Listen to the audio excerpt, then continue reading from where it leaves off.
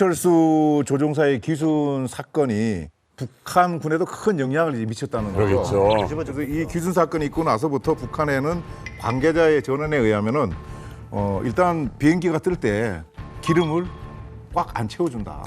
왜? 남한으로 이제 올 수 있기 때문에. 그래서 뭐 대략 뭐 10분 정도만 비행할 수 있는 뭐 그런 정도로 이제. 그러다 하늘에서 추락하겠네요. 하늘에서 그러니까. 연료도 없을 테지만 그렇죠. 항공유가 가장 고급의 비싼. 가장 비싼 연료. 그렇죠.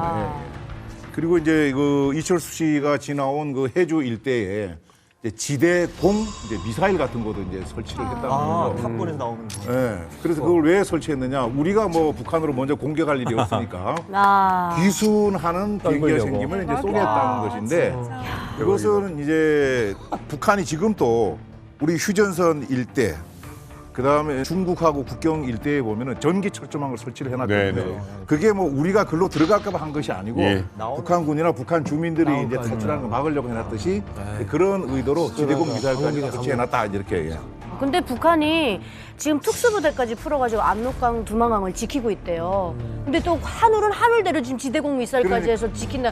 자기 자국민을 쏘려고 그런 거 갖다 해놓는 나라는 아마 북한밖에 없을 겁니다.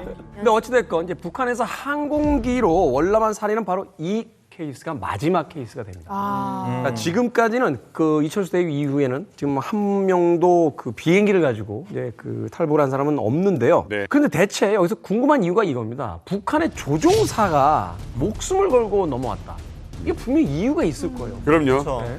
북한에서 전투기를 몰고 다닐 수 있다라는 건 정말 엘리트 중의 엄청난 엘리트. 거죠. 신분 자체도 가장 믿을 만한 사람만 시킨다는 거고요. 맞아요. 이게 보통 사람을 시키는 건 아닌데 이 사람 어떻게 해서 이분은 북한에서 공군 파일럿은 특권 계층이죠. 그렇죠. 배급 끊길 때 전투기 조종사들한테는 배급이 되는 무조건 돼요. 굉장한 어떤 상위 특권 계층입니다.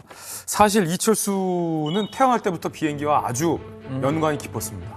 1966년 6월 21일 함경북도 어란군에서 사내 아이가 한 명 태어났는데 이 아이의 아버지가 바로 함경북도 유일의 여객기 취항 비행장인 어랑 비행장에서 근무하던 공군 소속의 엔지니어였던 거예요. 이게 이철수의 아버지였던 거죠. 그래서 이철수는 어린 시절부터 자연스럽게 아버지의 영향을 받아서 전투기 조종사를 꿈꿔왔다고 합니다.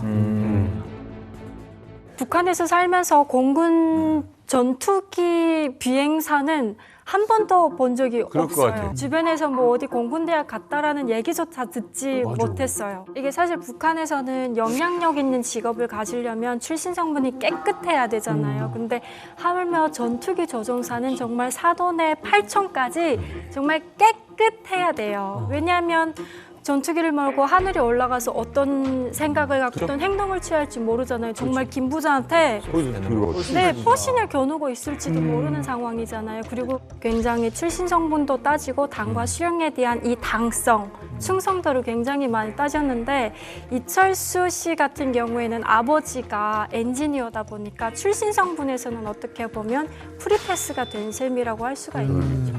빈 비행기라도 와서 치면 꽃을 그게 자체가 폭탄이잖아요. 근데 사실 저도 평양 외고혁명학원이라고 하는데 이제 출신 성분이 좀 괜찮은 사람들만 모이는 학원을 다녔는데 저희들이 17살, 18살 될 때 비행군관학교가 김책이라는 데 있습니다. 김책에서 모병관이 왔어요, 우리말로 하면. 전투기 조종사가 되고 싶은 놈들 나와라. 그래서 그때 15명인지가 갔는데 전투기 조종사가 된 사람은 2명밖에 없어요. 나머지는 헬기 조종사, 지상요원 이런 거로 됐고 미그 이상 식구 하는 친구는 2명밖에 안 됐어. 근데 이게 저는 아직도 그때 그 꿈이 잊혀지질 않아요. 이 전투기 조종사가 얼마나 멋있어요. 미그 조종사 막 하늘에 쫙 하고 내려가는 거 그거. 그 공군이라 그러면 여성 대학생들이 정말 선망의 눈으로 맞아요, 완전히 저도 손 들고 나갔어요. 그래서 70명이 신체 검사를 했는데 저는 시력이 1.5 이상이 돼야 되는데 1.2가 돼서 좀 탈락을 하고 그때는 정말 학원에 들어갈 때 12살 때 들어갈 때 2.0이었는데 이게 불이 잘 없어서 가로등에서 공부를 좀 하다 보니까 눈이 많이 나빠졌어요. 밤에 10시 지나면 불을 끄니까. 그러면 가로등 밑에 가서 이렇게 공부했거든요. 공부하지 말았어요. 근데 공부하지 않았으면 지금 이 자리에 또 지금은 이 자리에 없겠죠. 제가 외교관은 안 하고. 잘하셨어요. 또 미국인을 몰고 내려오셨을 수 있죠. 맞아요. 그럴 수도 있죠.